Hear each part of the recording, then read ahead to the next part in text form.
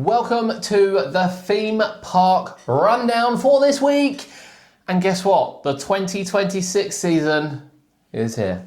It's about to start. I mean, don't get me wrong, it's been here for some places, but it's really It's really kicking off. It's really kicking off now. Most parks are starting to open up This month. is it. So what are we going to look at today, Kurt? Mistakes people make when visiting theme parks. Yeah. And a few tips that we have to overcome those. Yeah, so it's kind of educational. Yeah. I mean, it's not, because not everyone will agree. But it's educational. It's still opinions, It's things that we but... see people make mistakes, and some of them are hilarious, in fairness. I think it's fair to say, sometimes I look and think, oh, I'm really sorry for that person. And there's other times I think, you're an idiot.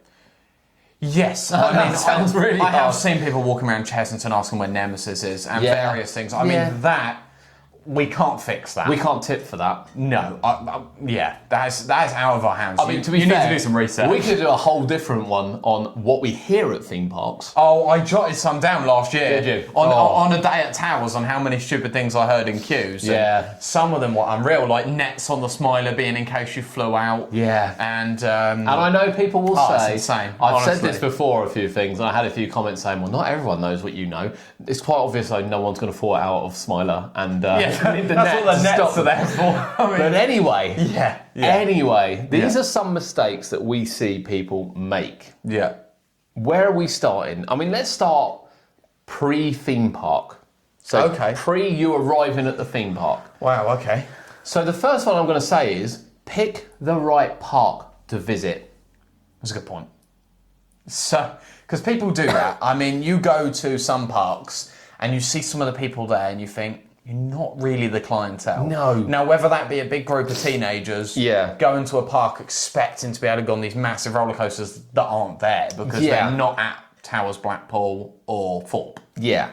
And then you go to some parks as well, like you go to Thorpe. Go to Thorpe. And then they're like, well, there's no rides for my little kids. It's no rides for little kids, yeah. I think it is choosing that right park, finding that right balance. Yeah, this is it. You know, I know a lot of people want to go to Thorpe Park for thrills, but have you been on big coasters before? Yeah. Should you be going to Chessington first to go, actually? Or... You know, I am a teen, arguably.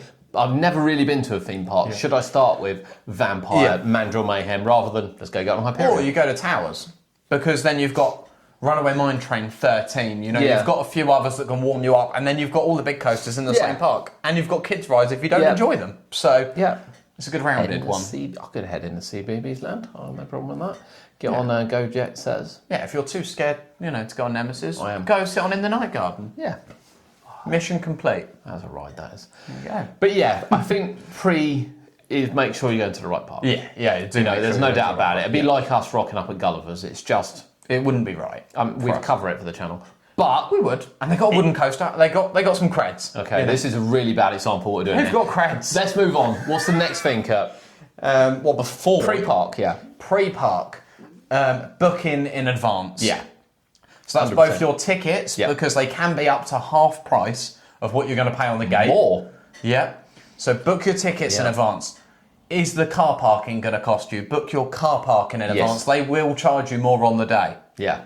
As punishment. You usually get a deal on parking, you do. even if it's only £1. When you book it with your ticket. But even if not, to be fair, when you're in a long queue and you're desperate to get out of the park at the end of the day, it's much easier to have your QR code and go zap. Yes. Gone. 100%. Than what it is to buzz for a guy. I forgot to buy my ticket. not park close enough to the machine and then have to try and reach buttons and then try and put your pin in if contactless doesn't work. There's so many anomalies there that you just pre-book it. Yeah, so pre-book your ticket, save some money, pre-book your parking. Yeah. If you've got a ride access pass, Yes.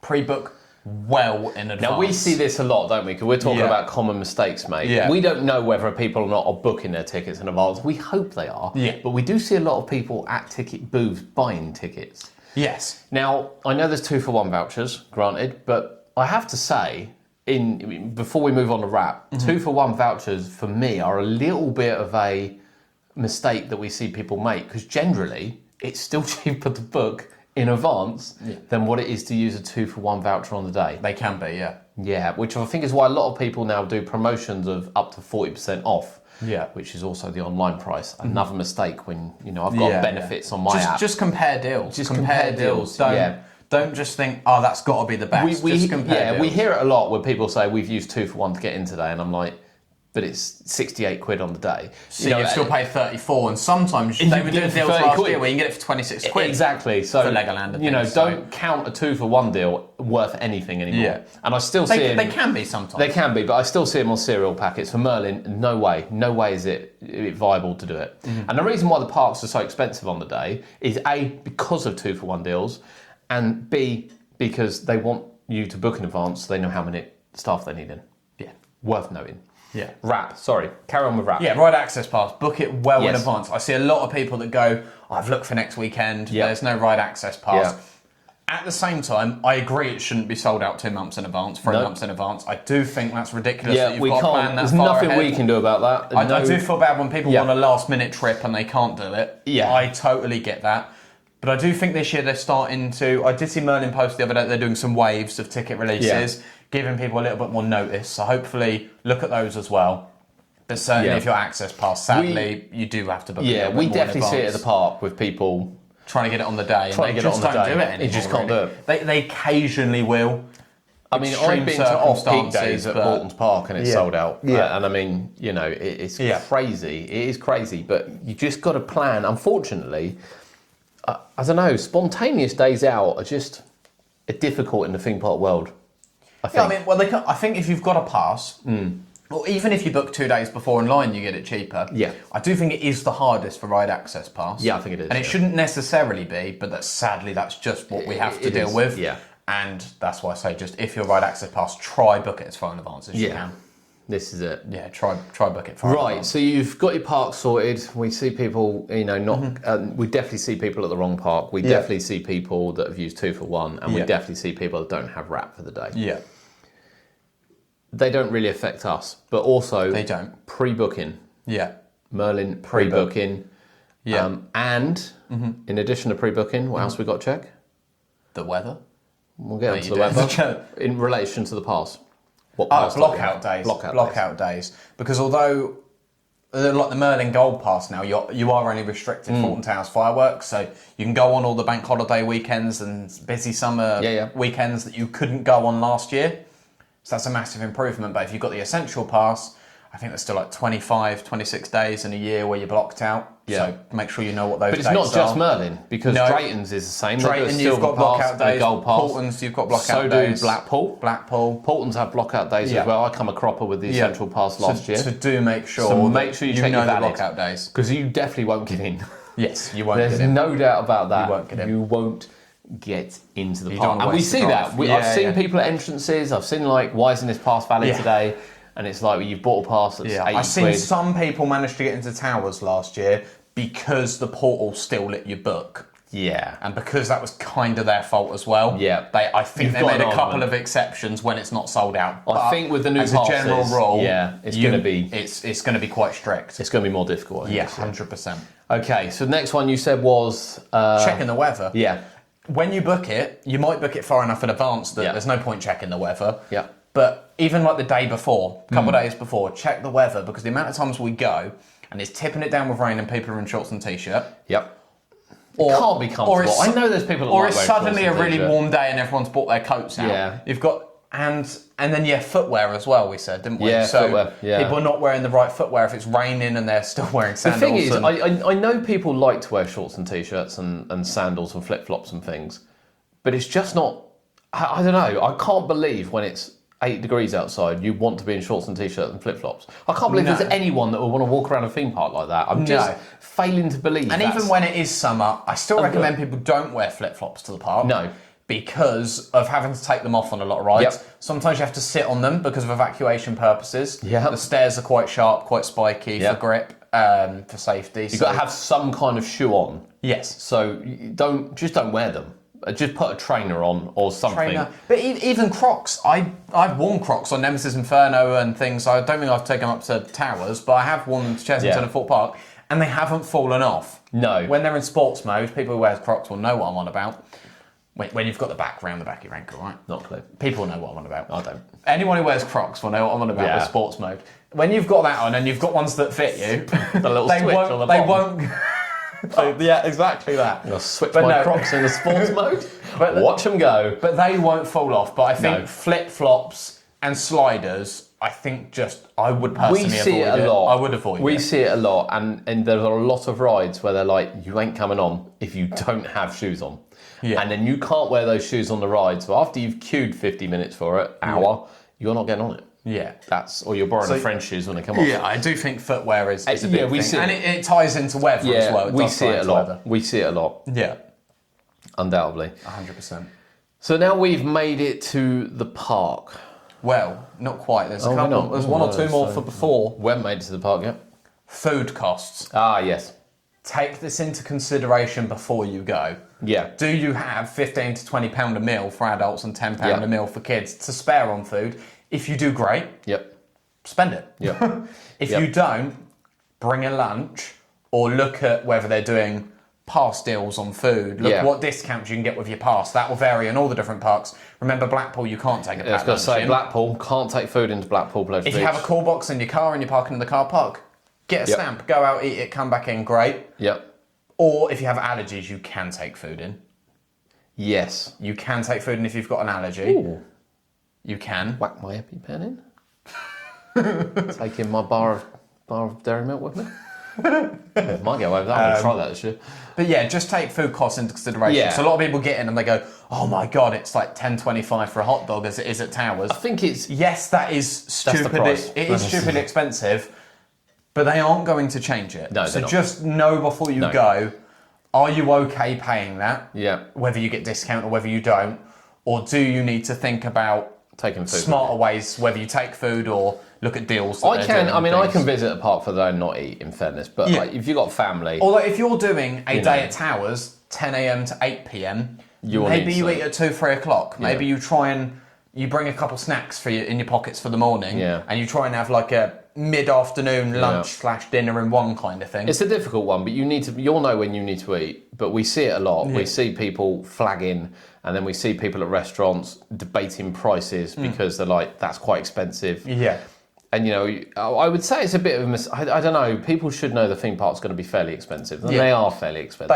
They are. They're more than what your McDonald's is going to be. Yeah, of course. And, on the other hand, we see people with dragging call boxes around the park as and you well. see some people who clearly don't care and they spend loads of money on food. Yeah, like, absolutely loads. It's each their own, isn't it? Great. Yeah. But some people are better off than others. But just take it into consideration. Right. What else pre-theme park have we got? Checking ride availability. Oh, yeah. A lot of people, when they're booking tickets, are not checking ride availability. So over Christmas, over February, for instance, and I know we're leading on to main season now, over Christmas, over February, a lot of them clearly stated what rides were open and what were closed, and people still moaned. Yeah. And I get moaning that maybe they should have had more rides open, but you do know what you booked. Yeah. Let me just say, if you think you're, a place you support the park and you've got an annual pass, there's still no excuse not to check. Now with Chesington and Merlin and things, you still come across these when you book on the portal. But something like Paultons and I think Drayton, you can just rock up. Yeah. So it is important. It kind of is down to you to check. They have been getting better at adding ride availability. Yeah.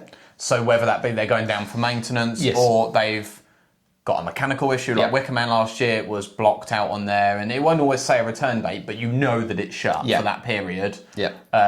It is just worth looking in advance. Yeah, all the Merlin websites have it. Paulton's are 18 months in advance with their ride they're really far ahead. And barring things may be subject to change, but this is why you check just before you go. Exactly. Or when you book. But again, we see, and in the main season as well, and I know it can be disappointing for people, and a lot of people are like at a point where, I shouldn't need to check it, it should be open. Maybe it should, but at the same time, they are subject to availability. And you have to remember, if you go to Fort Park and Hyperia shut, it's not because they want it shut, it's because it's got a problem. They do not want it shut in the middle of the summer. I promise you. Yeah. The amount of complaints they will get, it's not worth having it shut. 9 times out of 10 as well, although they say you can't transfer your tickets, if one of the really big rides is closed, like Hyperia, maybe Stealth or something, the park are quite accommodating and changing it for you. Most of these parks, when you do it in advance, if you do it on the day, you're going to struggle. Yeah. If you do it a couple of weeks in advance and then say, well, hang on, I'm coming for my once a year visit, Hyperia is now closed. Please, can I move it to the following month? A lot of them will move it. There's no guarantee there. They don't have to. But we've heard a lot of stories where a lot of people will move it. Yes. So just bear that in mind. 100%. But check. Yeah. Check. Yeah. What's next? I don't know if there's Have we made it to the more... park now? Think of the planning. This is like, No, not quite. Oh, We've got one more. Okay. Take into consideration how much you're going to use your phone in the long queues. Yeah. Bring a power bank. Yeah. Bring a power bank. Yeah. So many people have to rent them at the park, and they're not that expensive to rent at the park, and that, to be fair. Like, Still a cost. yeah, it's still an additional. Most people have power banks, I think. Most people do have power banks, don't forget it. We've all done it. Yeah. We've all done it, and we've got to 3 o'clock, and we're there till 7 and gone, phone's got 20%. Yeah. It happens occasionally. Or you leave it in the car. There's nothing worse than doing that at Nope. somewhere like Towers. Nope. But as a whole, just take that into consideration, especially now when Ride Access Pass, a lot of it's on the app. Yep. Everyone's using the app for queue times and navigation. Yep. So yeah, just consider that your phone battery is going to get a little bit of a hammering, especially on a long day. Yeah, it is. Yeah. Okay, so we're now heading towards the park. Yeah. There are a couple of things we've looked at and we see. It's a common mistake. Mm-hmm. The first one is not arriving at the park early enough. Yeah. Now I get it. Park doesn't open until 10. You rock up at 10:02. You think it's all rainbows and ponies. It's just not how it works. No, it's just not how it works. If you turn up on a busy summer day or a Halloween day I'm going to use Thorpe as an example because I think they're probably the worst. They are the worst, yeah. If you turn up there at 10 to 10, you will not get in the park till 11:30. Yeah, I agree. 11, half 11, yeah. And that's because of the security checks. I mean, we did have one time last year where we turned up at 9:15 and still struggled to be in by 10. We did, yeah. Because it's so busy. Yes. So just take that into consideration. If you're going to turn up late on like a day where they're open till 9 p.m, turn up at like 2. Yeah, it's after 12, 100% after 12. Because I've got in on security, it still takes about 10-15 minutes at 2 o'clock. But where I've gone to Cheshunt's first, and I know what people say, I'll stand in a queue. It's like, well, you might as well just get used to standing in a queue. So get in the queue early. Yeah. But Thorpe Park particularly, once you're through security, you can go into the dome, you can at least get a drink, look at the rides. They've started opening the shop before 10 as well now. Cheshuntton, generally the same, not during the off-peak time, but generally the same. You can get into the park and kind of have a look around a bit. Towers is the same. They let you into the, Tower Street and things. Yeah, you can go in the old park. But my God, it can be carnage in our busy summer's day. Get there early, 100%. Yeah. Also consider as well, do you need a bag? Yeah. Because this is a massive difference as well on some of the security checks. Do you need a bag? If you don't have a bag, you can often walk straight through. Yeah. Some may wand you down quickly, fine. Yep. It's all safety. But yeah, do you need the bag? Because a lot of people as well, you see a lot of people later in the day, they're getting a locker for their bag because they can't bother to carry it anymore. Which is a cost. Which is another cost. All their backs and their shoulders are killing them. You see by it 11 in queues. o'clock. You see it in queues and they're like handing the bag to each and every other person because they've had it on their shoulder all day. And sometimes, like we said when you're planning in advance, some people might take a packed lunch and everything. Take your bag. There's nothing wrong with taking a bag. No. It's just, do you need to? Yeah. Are you going to have to buy a locker later? If I'm on my own, I will put power bank in a pocket, I'll put a snack in a pocket, buy a drink when I'm there. Job done. Yeah. Now, I feel like I more need a bag in the summer than the winter. Well, this is the problem. Because in the winter you've got coat and you've got all these pockets. In the summer, it might it's be. like if you're taking for us maybe a camera. Yeah.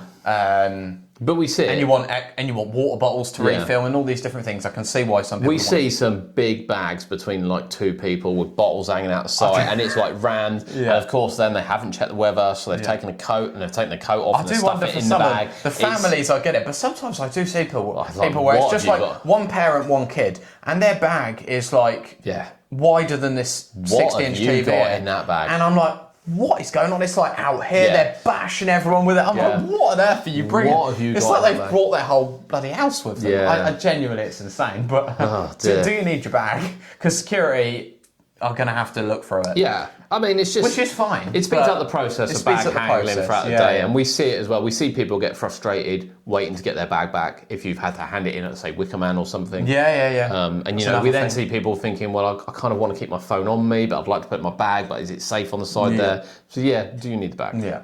Do you need it? Right, we're in the park now. Yeah. We're happily in the park. Yeah. What have we got next? Make sure you download the app. Straight away. Yeah.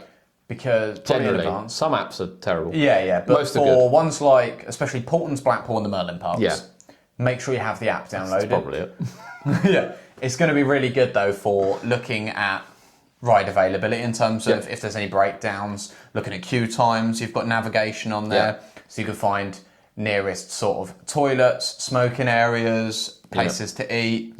To find the rides. It's just a really useful tool to have. It is useful to have. Because less and less parks are doing paper maps, so you don't always want to carry a paper map round as an additional thing. It's not offensive. And you're not like this in the middle of a path trying to work out where to go. It is easier on the app. You can set your directions, go to the nearest toilet block, food, smoking area, anything like that you need to go to, facilities, guest services. Most importantly, look at the queue times on there.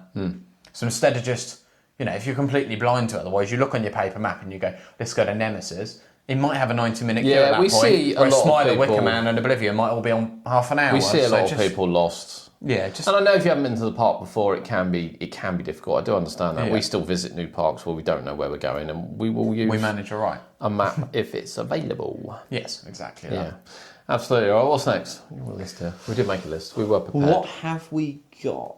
Don't know. Rope drop in the wrong ride. Oh, yeah. So when you get in the park, run into the wrong ride first. So some people... there's not really a right or wrong answer sometimes on the way you should do the park. Different things work for different people. This at the links pace they with move. something else as well, which we said, which is just getting the queue. Yeah. And that's because we see people online post reviews going, I've been at Fort Park 9 hours today and I've gotten 2 rides, it's that busy. And it's like, no, you haven't. And then you look a bit more into it and you're like, well, they arrived at 12, they then decided to go for dinner, they then got onto a queue line, might have broken down, so they've gone to another queue line, but then they haven't gone to another queue line, they've decided after 20 minutes in a queue, they've gone and stood at customer service for an hour and then got nothing out of it and then gone to another queue, finally got on a ride, by which time it's 6 o'clock. Yeah. So it's a joint sort of thing where things are going to go wrong during the day sometimes. And it's a case of, what's best? Are you staying all day? If you're staying all day, maybe leave the busiest ride to the end. Yep. And we do say that. And when we go to Chessington, we will do, for instance, we'll hit Fury. Yeah. We will hit that first. But we won't then go to Mandrill or Vampire because we know it'll have a queue. We'll go around a Rattlesnake, which people have forgotten about. And then do remember now, if you've got a Platinum Pass, use that free one-shot fast track. Plan when you're going to use that. But we do some smaller rides that aren't smaller rides, but we'll get a queue later on in the day. And then we'll just queue an hour for Vampire and we'll just queue 45 minutes for Mandrill. Exactly. We don't always go, I don't tend to go to Hyperia first if I don't have to. I will tend to do Stealth Inferno, maybe Swarm, while they haven't got a queue, and then just soak up the queue for Hyperia later on. Yeah. So, it kind of goes, but we did say just get in the queue. A lot of people, I think, just a bit scared to get in the queue. Sometimes the queue boards on the app are over-exaggerated. Often. More often than not. If something says an hour, you might get on in 45 minutes. Just bear that in mind. Because a lot of people, I see, and they go, I got on 2 rides. But sometimes when I see people go, I've got on 2 rides, I'm at the park at the same time. Yes. And I see them post it on Twitter or something like X, whatever you want to call it. And I'm like, well, I've been on 10, so what have you been doing? Yeah, exactly. I've also sat in KFC for 45 minutes, eating my lunch. Yeah. And I've also potted around, had about 9 million toilet breaks because I'm using the freestyle. Yeah. What are you doing? Do you know what I mean? You should be able to... I rarely ever go where I haven't done 4 or 5 rides by midday. I know people can get unlucky with breakdowns, but all I would say is, unless you're in that queue for more than... when do you kick off? It depends what queue you're in, but 45 minutes plus, I would just go, that's a really bad experience. They've not offered me anything. What I will do is just go to the next ride. If I want to complain, I'll complain at the end of the day. But I see so many people go, well, I've been in there for 45 minutes. So what I'm going to go and do is queue at guest services, which is always 45 minutes an hour, and then waste another 45 minutes an hour while the park's open. Where actually, if you contact them at the end of the day and say, look, I had a really bad experience in this, this, and this. We're looking to come back. Yeah. Most times they'll give you a fast pass. Not always, don't get me wrong. I just think on the day, just think ahead. Get in the queue. If it says 90 minutes, you're going to be queuing 90 minutes for it. Yeah. But you tend not to be. Just get in the queue. Yeah. Do the ride. Yeah, do it. Yeah. Do the ride. Because you'll only regret it. And we see it, and we see it all the time, and I'm sure other people see it as well. The amount of people that say, I've gotten 2 rides, and it's just like, how? I don't understand. How have you done that? Because I look at the app and I think, but maybe you couldn't get on some of the bigger ones, but mop up some of the other rides. Yeah. Do some of the smaller ones. But even on a sold out day, at Alton Towers Fireworks, I got on like 7 or 8 rides. And even on a sold out day at Fort Park in half term at Halloween, I'm managing 8 rides. I got on all the coasters. Yeah. Yeah. And did the mazes. Yeah. So I do just think it is a little bit of planning. Look at the planning. app, look at the queue times, jump between the rides that have got the best queue times. Don't be scared to get in the queue. No. Have a power bank. Your phone will be charged. Yeah. The queues will go quicker than you think. Yeah. And if you're buying food, quite honestly, eating in the queues Yeah, eating the queues is a far better idea than stopping. But not everyone can. I appreciate some people sometimes you want to sit down after the day, like a long day of standing. I appreciate a lot of people like to sit down for lunch, but we're accustomed not to. Right, what else have we got that we see? On here, not using single rider lines. Oh, yeah. So if the queues are really bad, do consider the single rider lines. So they're not at all parks and they're not on every ride. No. But like at Towers, you've got Spinball and 13 and Smiler. Yeah. Spinball and 13 rarely have a queue for it. No, they don't. And you'll get on very quickly. Brilliant for it. And Smiler can get a little bit of a queue, but would you rather queue 90 minutes in a horrible cattle pen queue or 20, 30 minutes for single rider? I've managed 6 rides on Smiler in an hour using a single rider. And on a busy day where it's I get if there's a group of like 6 of you, single rider, you might not want to do because you'll just be waiting for ages after. Yeah. And sometimes you want to ride together. Yeah. Sometimes you do want to ride together, especially if it's maybe your first time going on that ride. Yeah. I would say queue it and ride together, to be honest. I think there's only one ride I don't think it works particularly well on. What's that? That's Hyperia. Hyperia. Because I think everyone uses it on Hyperia. Yeah, and that's because the problem it's is, so in your face. And obvious. they do try and pair you up. Yeah. So if it's like a 3, they'll wait and try and see if they can squeeze another 3 with them. Yeah. Whereas on some rides or at some parks, when you go to Disney and Universal and stuff, they might just go, now a 1 in that gap and stuff, and they work a little bit better. Yeah. I think some of it's the way that they do it. Yeah. But nevertheless, it can still pay off. Yeah, it can. So still consider Early it on, there. it can pay off. Saw can work quite well. I have still waited an hour in the Saw one. But the queue was 2 hours or something in the Halloween, so you still save half the time. But we see a lot of people in the queue line when we are actually queuing together that just get to the front and go 1, and you're like, no, it's empty over there. Honestly. I feel sorry for them because they obviously don't know, I'm guessing. Yeah. I said it to someone, I think, on the Smiler queue last year. I mean, it was like an hour and a half queue, and we were about half an hour in, and I heard him say on his phone or something that he was here alone, and I was just like, I did say to him, did you know there's a single rider queue for this? And he didn't, but I said, for next time, bear that in mind. At that point, or you'd even be quicker then. For next time, just consider that as an option. Yeah. Not everyone knows. No. But maybe check in advance or on the way in. A lot of them are signposted. You can usually see. But don't be scared to use them. Yeah. You may want to ride together. Some people are scared. Some people are in groups. You've got kids. Maybe you don't want to abandon them. That's fair enough. Maybe you do halfway through the day.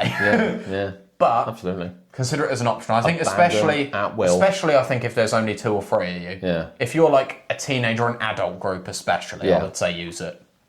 Okay. What else have we got that we see? I think we might be nearly there, in honesty. We are, I think. Yeah. Yeah. We're fired for it. Yeah. I think it's just just preparing, isn't it? Yeah, it is all about preparation to have a good day and then not let the day... I think we see the day get away from people. They have one bad experience and that's it. People write the day off. That's it. I would also say that. Don't let one thing or one guest action ruin your day. No. Because sometimes you might have an incident where you fall out with another guest. Yeah. Because you were in their way, or you or someone pushed for a queue, or something like that, or just any bad experience that you might have, even if it's a rude member of staff. Yeah. It can happen occasionally. Try not to let it ruin your whole day. Yeah. It will put a damper on everything.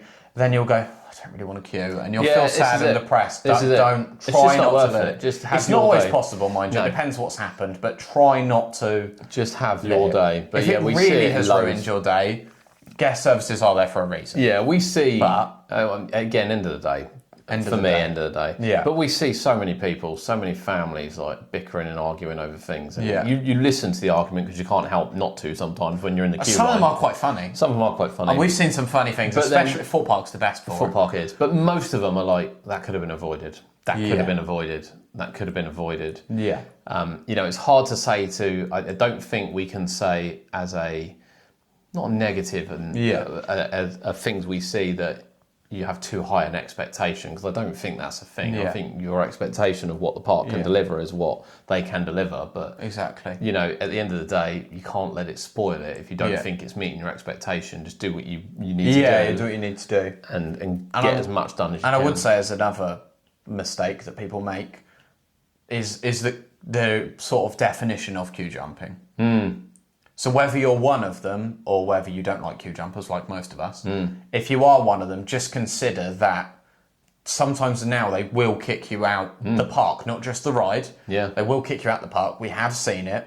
And just bear in mind that there's other people that are there waiting. Yeah. Just think how fair it is on others and how nice it feels. It's usually the people. Just don't hold places. I think... I don't necessarily justify it, but I feel less bad. You know, when someone's got a 3-year-old, like a 4 or 5-year-old kid and they're in the vampire queue, they've been there for an hour, one parent runs them out and back in. I don't feel as offended as when there's a group of like 10 of these teenagers in the Hyperia queue and 5 of their mates join them when they're near the front by jumping over the fence. That's quite annoying. Yeah. So just bear in mind that sort of holding a place in a queue is still a form of queue jumping. Yeah. So bear that in mind, because you can get yourself in trouble and you'll only fall out with other guests. Yeah, you will. And it's not worth it. No. You'll ruin yours and others' day, so just don't do it, The biggest essentially. bugbear. Right, Yeah. Okay, that's it. So that's mistakes we see at parks. So that's the little tips that we can give. But, you know, everyone's different. If you've got any more tips, let us know, by all means. Yeah, don't stop and have a mother's meeting in the middle of a park. I knew that was coming. Randomly stopping in the middle of the path. Don't do it. Don't do it. Is a funny thing to do. But then where do you stop? That's the question. At the side or a bench or anywhere else. Oh, God. We can't get into this one. We can't get into it. Yeah. But yeah, the 2026 season is here. We want everyone to have a good time. Yeah, we do. Have a good time. Yeah. Right, we will see you on the Theme Park Rundown next week.